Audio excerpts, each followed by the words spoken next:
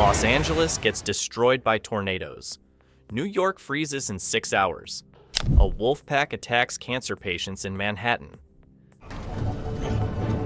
This movie about climate change made $552 million by completely misunderstanding climate change. This is The Day After Tomorrow. Roland Emmerich's $125 million disaster where global warming causes an instant ice age. Dennis Quaid walks from Washington, D.C.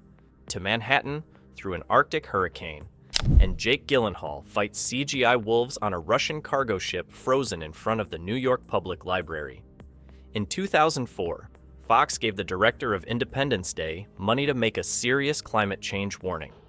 He made a movie where temperature drops 10 degrees per second, ice chases people down hallways like a monster, and Mexico closes its borders to American refugees.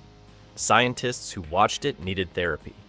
The film's climate science is so wrong that NASA uses it in training videos titled "How Not to Explain Global Warming." The Pentagon requested a screening, not for the science, for the special effects. Al Gore said it set back climate activism by making it look ridiculous. But here's the insane part. It worked.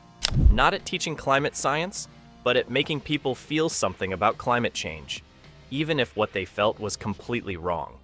This is the dumbest smart movie ever made, or the smartest dumb movie. Depends on how frozen your brain gets watching it. Roland Emmerich has one skill: destroying Earth in increasingly stupid ways. Independence Day, Aliens, Godzilla, Big Lizard, The Day After Tomorrow, weather, but evil. The pitch came from reading Art Bell and Whitley Strieber's book, The Coming Global Superstorm. The book was already scientifically questionable. Emmerich read it and thought, not dumb enough. He took their 50-year timeline and compressed it to a long weekend. Fox executives heard disaster movie about climate change and saw dollar signs. Nobody at Fox understood climate science. Emmerich didn't understand climate science. The audience wouldn't understand climate science. Perfect match. Here's $125 million. Destroy Earth by Friday. Emmerich's approach to science was unique. Climate scientists offered to consult for free. He declined. His reasoning: science is boring. Freezing helicopters falling from the sky is not boring. He wasn't wrong. He wasn't right either. He was Roland Emmerich. The script took 6 months to write. The science took 6 minutes to invent. Global warming melts ice caps. Fresh water disrupts ocean currents. Ocean currents stop. Earth freezes instantly. Not in centuries or decades, but in days. One character literally outruns cold. Not metaphorically. He runs from freezing air chasing him. Released May 28, 2004, during the Bush administration's peak climate denial. The timing was either perfect or terrible. A disaster movie about disasters caused by ignoring disasters, released to people who didn't believe in disasters. Meta-disaster. The Day After Tomorrow's science makes superhero movies look like documentaries. The premise: global warming causes the North Atlantic current to stop, triggering 3 massive hurricane-like storms that pull supercooled air from the upper atmosphere, instantly freezing everything. This happens in 96 hours. Climate scientists watching this had small strokes. The temperature drops are magnificent nonsense. In one scene, it drops from 40 degrees Fahrenheit to negative 150 degrees Fahrenheit in seconds. Characters watch thermometers plummet like slot machines. The air gets so cold that it freezes fuel lines instantly. But humans survive by shutting doors. Doors are apparently better insulators than physics. The ice actively hunts people. Not metaphorically, the freezing effect chases characters down hallways. They run from cold like it's a velociraptor. Emmy Rossum slams a door and the ice stops, respects the boundary, and freezes the door instead. Ice apparently follows vampire rules. Scientists calculated that for events to happen as shown, The energy required would be roughly 100,000 times the sun's output. The movie's response: look, frozen Statue of Liberty. Dennis Quaid plays Jack Hall, a paleoclimatologist who discovers the apocalypse is coming by falling into ice in Antarctica. His solution to his son being trapped in frozen New York: walk there. From Washington, D.C., during the Ice Age, this is treated as reasonable. The journey is 240 miles through the worst storm in human history. Jack brings two colleagues, Jason Evans, whose job is to fall through ice and die, and Frank Harris, who exists to cut a rope and fall to his death. They're the exact amount of expendable needed for drama without complexity. They have perfect Arctic gear that materializes from nowhere. No AA apparently stocks expedition quality equipment for walks to Manhattan.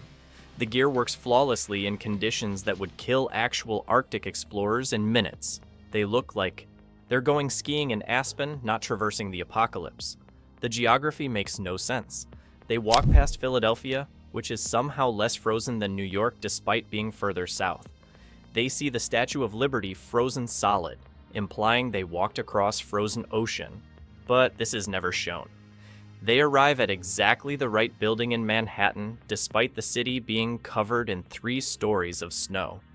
Jack arrives just as Sam needs saving, having walked through conditions that killed 5 billion people. His arrival fixes nothing. The storm was already ending. His son was fine.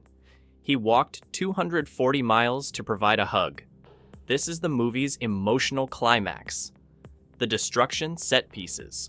Roland Emmerich destroys cities like a kid with model trains and firecrackers. Los Angeles goes first. Tornadoes, multiple massive tornadoes, destroy the Hollywood sign, the Capitol Records building, and somehow avoid destroying the Fox studio lot. The tornadoes are selective about their symbolism. A reporter gets hit by a billboard during live broadcast. The billboard is for climate awareness. Subtle. Tokyo gets basketball-sized hail. That's it. That's Tokyo's entire destruction. 30 seconds of giant ice balls, then never mentioned again. 8 million people presumably dead. The movie forgets Japan exists. New York gets the showpiece treatment. A wall of water taller than buildings rushes through Manhattan. Taxis float down Fifth Avenue.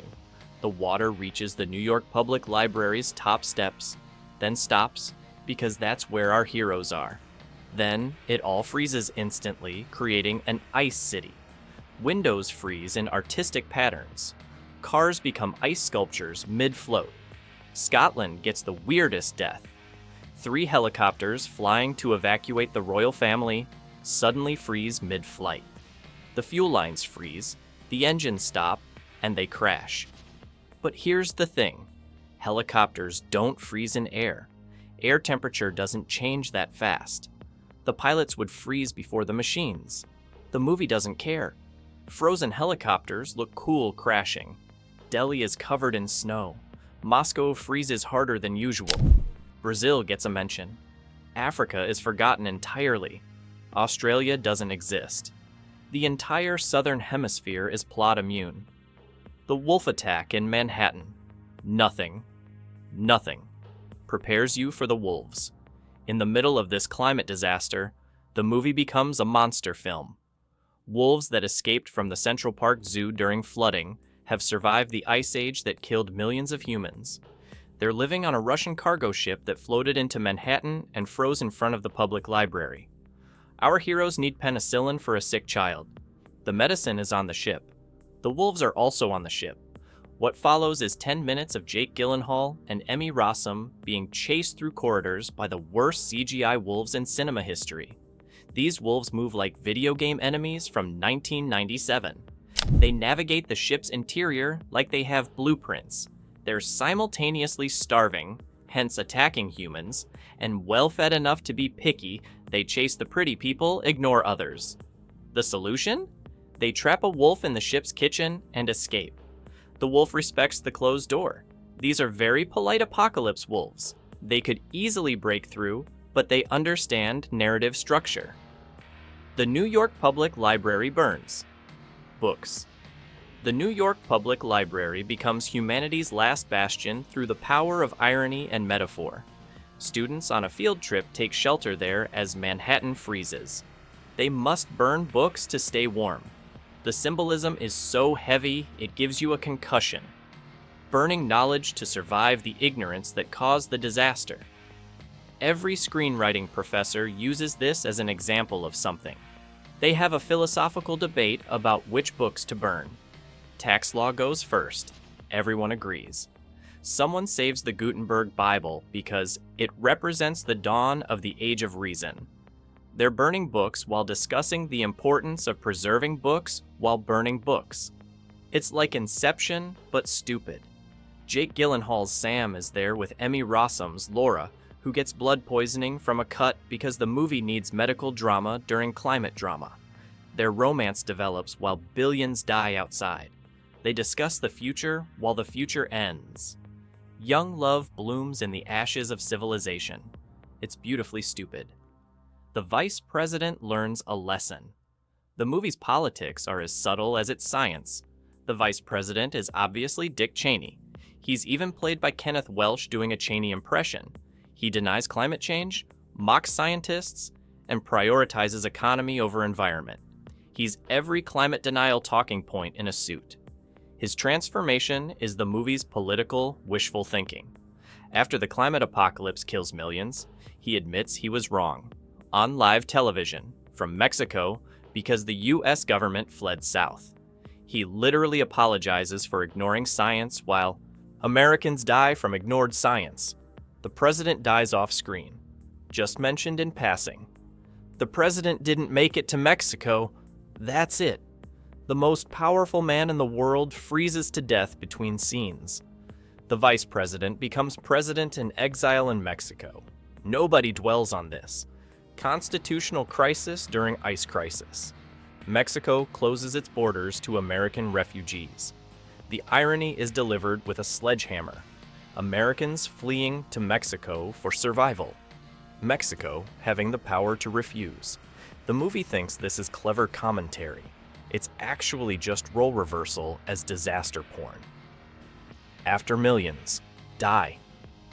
The Day After Tomorrow has the audacity to have a happy ending after killing half the planet. The storm ends as suddenly as it began. The super hurricanes just dissipate. The temperature stops dropping. The sun comes out. Earth is fixed through the power of narrative conclusion. The science of the ending is somehow worse than the science of the beginning. Jack finds Sam in the library. They hug. This was worth walking 240 miles through the apocalypse.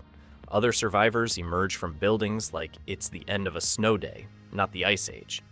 Everyone's young, attractive, and remarkably clean for apocalypse survivors. The astronauts on the International Space Station look down at Earth and say the air has never been clearer because half of humanity died. The pollution is gone because the polluters are gone. The movie accidentally suggests genocide as climate solution. The final shots show Americans being rescued by helicopters. Where were these helicopters before? Why do they work now when they froze before? How was fuel not frozen? The movie doesn't care. Helicopters equal hope. The implied death toll is never addressed. Europe is gone. Most of America is gone. Asia is presumably gone. Africa might be fine, but the movie forgot Africa existed. Billions are dead. The survivors treat this like a really bad winter, not the near extinction of humanity. The Day After Tomorrow did more damage to climate science communication than decades of oil company propaganda. Scientists had to spend years explaining that no, global warming doesn't cause instant ice ages. No, you can't outrun freezing air. No, storms don't selectively freeze based on drama.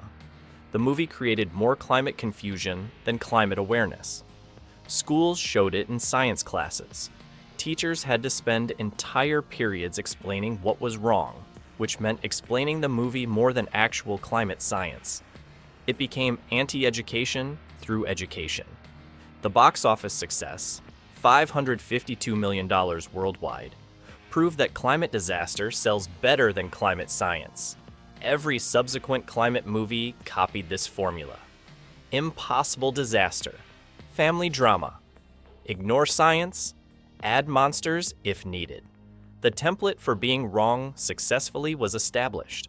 The legacy is every climate disaster movie since. 2012, Geostorm, Moonfall, all use the day after tomorrow's blueprint. Make the disaster impossible but spectacular. Add family drama. Ignore physics. Profit. Climate change became a genre instead of a crisis. Is it better to be wrong with good intentions or right with bad ones? The day after tomorrow spent $125 million teaching the wrong lesson perfectly. It made people feel something about climate change while understanding nothing about climate change. What disaster movie do you think accidentally made things worse? Because somewhere, Dennis Quaid is still walking to Manhattan, and those CGI wolves are still waiting on that ship, and we're all a little dumber for having witnessed it.